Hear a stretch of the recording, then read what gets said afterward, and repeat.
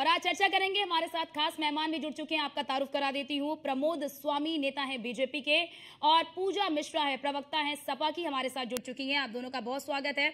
शुरुआत करूंगी प्रमोद स्वामी जी आपसे। ये जो छोटी छोटी पार्टियां हैं जो एक सियासी खेल करती हैं, बड़ा सियासी खेल करती हैं, आखिरकार कहां पर चूक हो गई और क्या आपको लगता है कि बीजेपी को इनका साथ वैसा नहीं मिल पाया जैसा 2017 में मिला था? देखिए, अगर भारतीय जनता पार्टी के आप वोट को परसेंटेज देखें तो हमें 41% से ज्यादा वोट हमको मिले, 41.38% करीब वोट हमको मिले हैं। तो निश्चित रूप से कुछ वोटों में कमी आई है, विशेषकर उत्तर प्रदेश में, लेकिन नेशनल लेवल में जो वोट परसेंटेज जो है उसमें कोई बहुत बड़ा चेंज नहीं आया। 2019 में 37.36% थे और इस बार 36.59% है। निश्चित रूप से उत्तर प्रदेश में सीटें कमी है आ गए आप। और उत्तर मैं बता रहा हूँ 62 से 33 पे आ गए। आप एक जनादेश का आप कैसे विश्लेषण करते हैं उसके लिए आप स्वतंत्र है जी। लेकिन कांग्रेस पार्टी 1984 में कांग्रेस पार्टी को मैसिव मैंडेट मिला था, लेकिन 1984 के बाद में जो जितने भी चुनाव हुए हैं कांग्रेस पार्टी अकेली अपने दम पर पिछले 30-35 सालों में 240 सवाल कांग्रेस पार्टी का नहीं ना प्रमोद जी, सवाल तो आपके सहयोगी दलों का है ना। आप आखिरकार ओपी राजभर को क्यों लेकर आए? देखिए, आप निषाद पार्टी को क्यों लेकर आए, अपना दल को क्यों लेकर आए, आरएलडी को क्यों लेकर आए?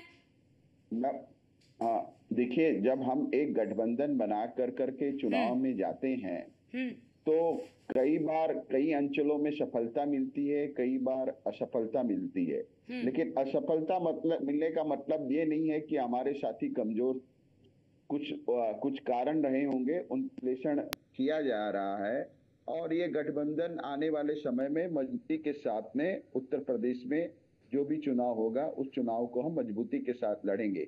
निश्चित रूप से जातीय समीकरण जो है इस बार जो हमारे जो विरोधी थे उनकी एक रणनीति के तहत में अपनी बातों को लोग लेके लोगों के पास जी सवाल तो यहाँ ये भी खड़ा हो रहा है ना प्रमोद जी, सवाल तो यहाँ ये भी खड़ा हो रहा है कि कई जगहों पर तो ये रहा कि कार्यकर्ताओं ने उस तरह की कह लीजिए कि जिस तरह कार्यकर्ता काम करते वो काम नहीं किए। कई जगहों पर सांसद और विधायकों में बन नहीं रही थी, कहीं पर भीतर घात हो रहा था, कहीं पर आपसी कलेश था। ये इस बात को भी तो मानेंगे आप? नहीं, सारे आपके सारे बातों को अगर मैं मान भी लूं तो उसके बाद में भी तो हमें 240 सीटें मिली हैं। सेकंड जो हाईएस्ट है कांग्रेस पार्टी की तो 99 सीटें हैं और एक तीसरी बार लगातार तीसरी बार। लेकिन खुद के दम पे तो आपने सत्ता नहीं बनाई ना प्रमोद स्वामी जी, एनडीए के 292 सांसद हमारे हैं तो हमने तो सरकार गठन की है ना। तो तीसरी बार जवाहरलाल नेहरू जी के बाद में तीसरी बार भारत वर्ष में कोई भी प्रधानमंत्री रिपीट नहीं हुआ है। 1962 के बाद में अगर भारतीय राजनीति का आप चिंतन करें, अवलोकन करें तो ये अपने आप में एक बहुत बड़ी सफलता है। हाँ, सीटों की संख्या जो है वो हम भी मानते हैं हमारी सीटों की संख्या कमी है, तो उसके ऊपर पार्टी विश्लेषण कर रही है और आगे आने वाले समय में रणनीति बना करके उस दिशा में हम आगे बढ़ेंगे। तो क्या ये आपके जो सहयोगी दल है क्या उपयोगी साबित हुए हैं? प्रमोद जी बस इसका जवाब दीजिए, फिर मैं पूजा जी के पास आ जाऊंगी। इसमें सक्सेस प्रमोद जी इस सवाल का जवाब दीजिए, क्या जो आपके सहयोगी दल है क्या वो उपयोगी साबित हुए हैं? मिली है क्या वो सक्सेस है क्या? अब आज जो समाजवादी पार्टी का जो संगठन है वो तो मात्र उत्तर प्रदेश तक सीमित है। उत्तर प्रदेश के बाहर में कहा है? आज एमपी में हमको प्रमोद स्वामी जी उत्तर प्रदेश देश का सबसे बड़ा सूबा और यहीं से दिल्ली का रास्ता होकर जाता है। चुनाव जो है वो पूरे भारत वर्ष में हुआ है, खाली उत्तर प्रदेश में नहीं हुआ है। उत्तर तो जब विधानसभा का चुनाव होगा तो विधानसभा के मुद्दों के, लेकिन सबसे बड़ा डेंट तो उत्तर प्रदेश में लगा ना आपको। चुनाव हुआ है और जहाँ लेकिन प्रमोद जी सबसे बड़ा डेंट तो आपको उत्तर प्रदेश में लगा है ना। आवश्यकता थी और वो लेकिन हो नहीं पाया। जनता ने जो भी जनादेश दिया उसको हम सिर माथे पर रख करके स्वीकार करते हैं और अपनी जो कमी है उसके ऊपर में चिंतन करके आने वाले समय में उसको दूर करने का प्रयास करेंगे। ठीक है। पूजा मिश्रा जी भी है, प्रवक्ता है सपा की हमारे साथ। पूजा जी, आरोप ये भी लग रहे हैं कि समाजवादी पार्टी ने बीजेपी के वोट बैंक में सेंधमारी की है और सेंधमारी करने में बड़ी सफल रही है। क्या फॉर्मूला अपनाया आप लोगों ने?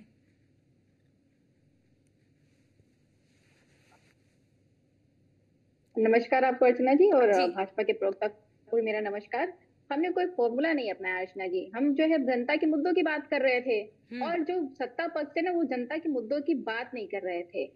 अगर ये जनता के मुद्दों की बात कर रहे होते तो इनको पता चलता है कि हाँ, हमने कार्य नहीं किया, हमें कार्य करना पड़ेगा। उत्तर प्रदेश में खासकर जो है जनता का जो जनादेश आया है, ये कह रहे थे कि जो है समाजवादी पार्टी एक ही स्टेट में, उत्तर प्रदेश में, मुझे लगता है कि शायद ये एमपी से हमारा वोट परसेंटेज उठा करके नहीं देखते, टैली करे तो बाद में फिर इनको पता चलेगा कि अगर इसी तरीके से ये करते रहेंगे तो जनता अपने मुद्दों पर समाजवादी पार्टी के नेतृत्व पर भरोसा दिखाते हुए हमें वोट करेगी।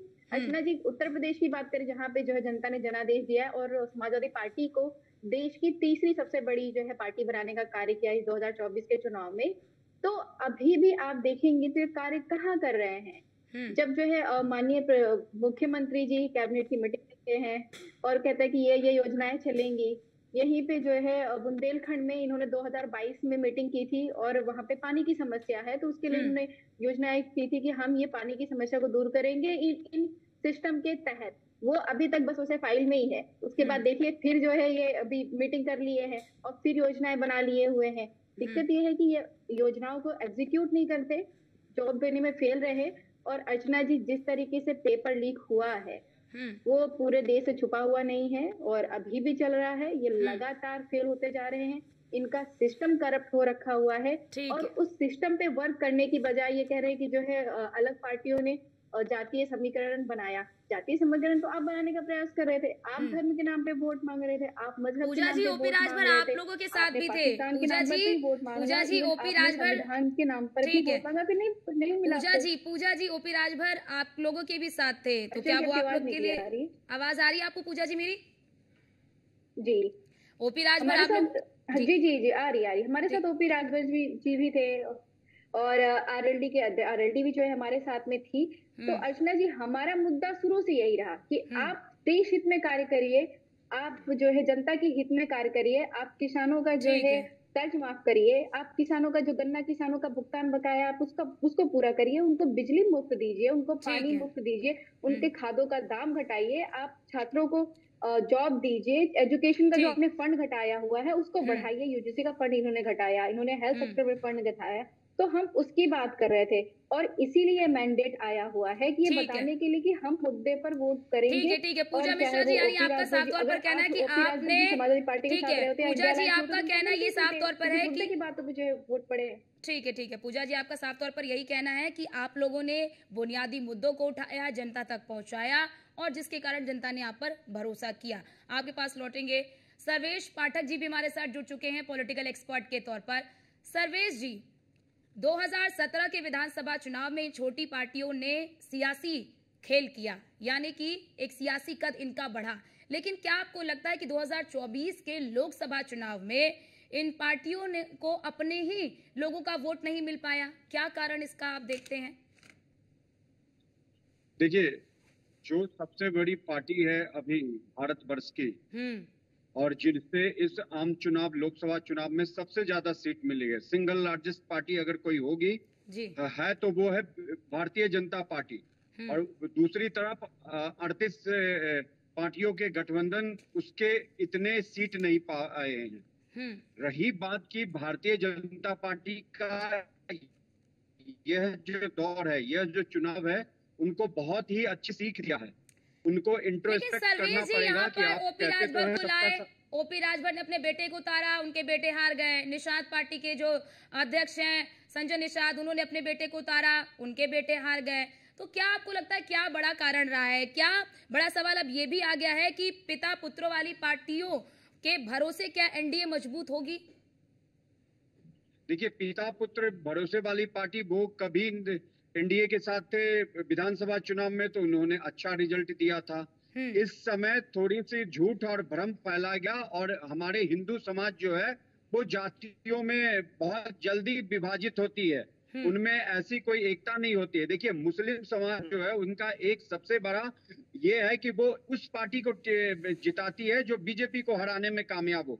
वो किसी भी पार्टी के उसके लिए रॉयल नहीं। आप देखिए, पूरे भारतवर्ष में मुस्लिम ने कांग्रेस को दिया, यूपी में सपा और कांग्रेस के गठबंधन को वोट दिया 90-93%। लेकिन अगर हम बंगाल चलते हैं, कांग्रेस के वो लोकसभा के वो जो थे नेता अधीर रंजन चौधरी, उनका दुख सुनिए बेचारे का। वो वहां से बलरामपुर से जीते आ रहे थे। यूसुफ पठान वो वहां से आया गुजरात से, न वो बंगाली न लोकल कैंडिडेट, कुछ नहीं, केवल और केवल उसके पास जो योग्यता क्या थी, वो मुस्लिम उम्मीदवार था। और वहां पे वो आके टीएमसी के उस चुनाव पे जीत जा रहा है सीट पे, टीएमसी के टिकट पे। तो आप अंदाजा लगाइए कि ये मुस्लिम किसी के नहीं होते, वो अपना हित देखते हैं। हाँ। ये जिस दिन कांग्रेस पार्टी से अलग हित होगा दूसरे पार्टी का, वहां चली जाएगी समाजवादी पार्टी। क्योंकि यूपी में ही देख लीजिए मायावती जी कैसे जीतती थी, दलित वोट और मुस्लिम वोट मिलता था, तभी तो मायावती जी इतने दिन सपा को हरा के या बीजेपी को हरा के प्रदेश में राजनीति की। अखिलेश यादव जी का वोट बैंक क्या है? लेकिन सर्वेश जी, कई बार तो ये भी देखा गया ना, चुनाव से पहले कई बार ये भी देखा गया कि विधायकों को मंत्री और सांसदों से ऐतराज रहा, लेकिन उसको नजरअंदाज किया गया। इसमें अर्चना जी मैं आपके सहमत हूं, आपके इस बात से।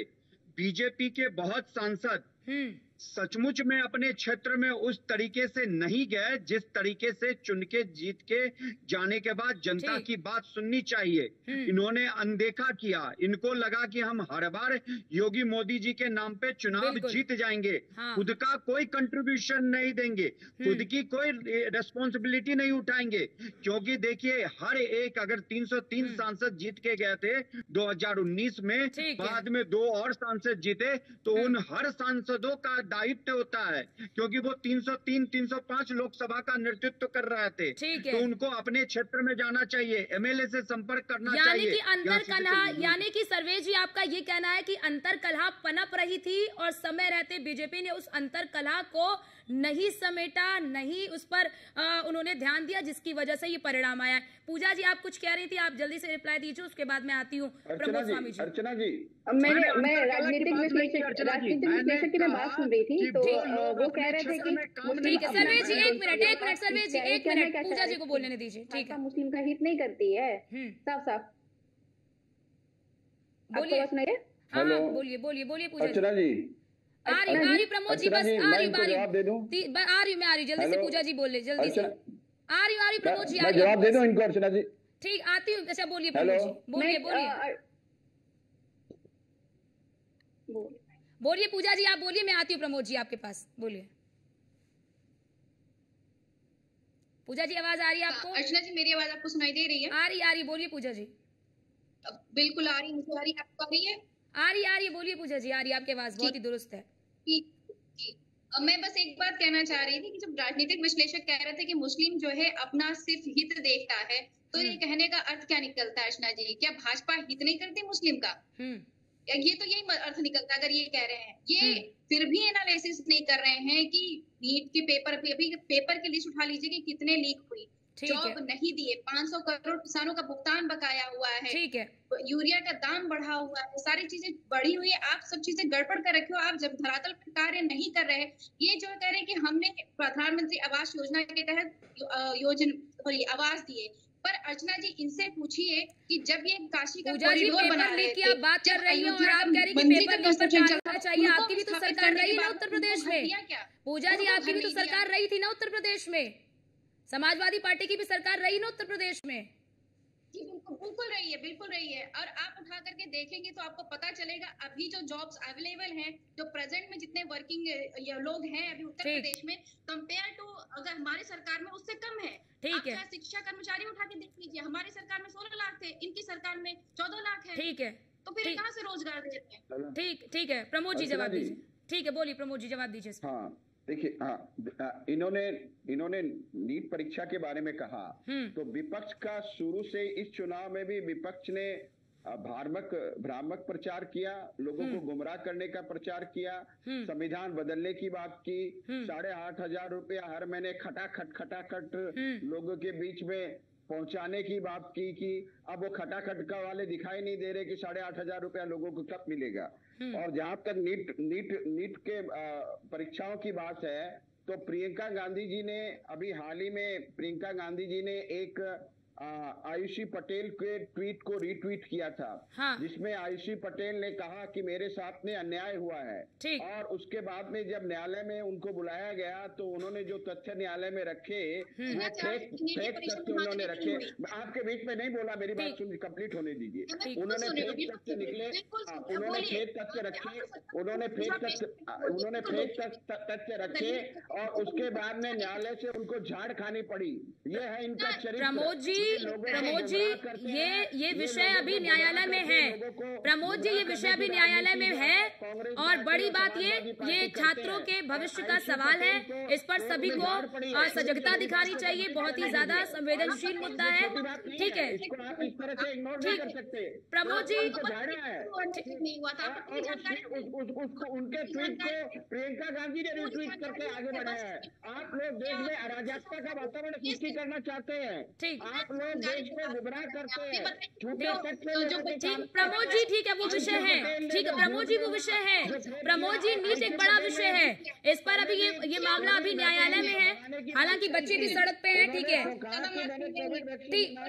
है प्रमोद जी, ये विषय बड़ा है। ये छात्रों के छात्राओं के भविष्य से जुड़ा हुआ विषय है। बहुत ही संवेदनशील मुद्दा है और इस पर राजनीति शोभनीय नहीं होती है। ठीक है प्रमोद जी, आपके पास लौटती हूँ मैं। सर्वेश पाठक जी, आप कुछ कह रहे हैं, जल्दी से बोलिए। अभी पूजा मिश्रा जी ने मुझ पे कुछ आरोप लगाया। मैं उनको बोलता हूँ, पूजा मिश्रा जी, आप लोग खटाखट की बात किए थे, जनता से वादा किए थे। आपके ऑफिस के पीछे वो बुर्के में पहन के महिलाएं लाइन लगा रही है और बीजेपी की सरकार ने खटाखट किसानों की सम्मान निधि उनके अकाउंट में ट्रांसफर कर दी है। तो जो सच्चाई है मैं उसी की बात करता हूं। दूसरी बात, कैबिनेट कमेटी की मीटिंग में क्या हुआ?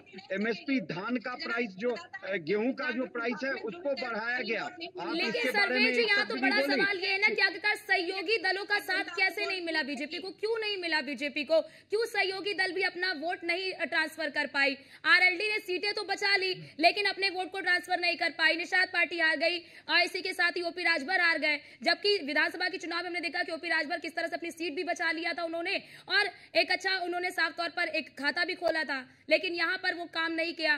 क्यों? इसके पीछे क्या कारण देखते हैं? सवाल तो ये है ना अर्चना जी, इसके पीछे सीधा कारण है कि जो कांग्रेस पार्टी, समाजवादी पार्टी ने झूठ और भ्रम फैलाया कि बीजेपी जो आएगी तो संविधान आरक्षण खत्म कर देगी। और दूसरी बात जो मैं बार बार कहता हूं कि अगर आप सांसद बन गए या एमएलए बन गए तो ये आप मत सोचिए कि प्रदेश में योगी जी बैठे हैं या सेंटर में मोदी जी वही सब कुछ कर देंगे। आपको अपने क्षेत्र में उतरना पड़ेगा।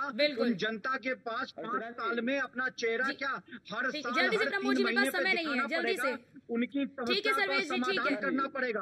और यही चीज में नाकाम रही बीजेपी, इसलिए ये मुंह किया। जल्दी से प्रमोद जी, समय नहीं है, जल्दी से। ठीक है सर्वेश जी, प्रमोद जी जल्दी से 30 सेकंड में अपनी बात पूरी करिए। हाँ देखिए, ये झूठ फैलाने की काम करते हैं।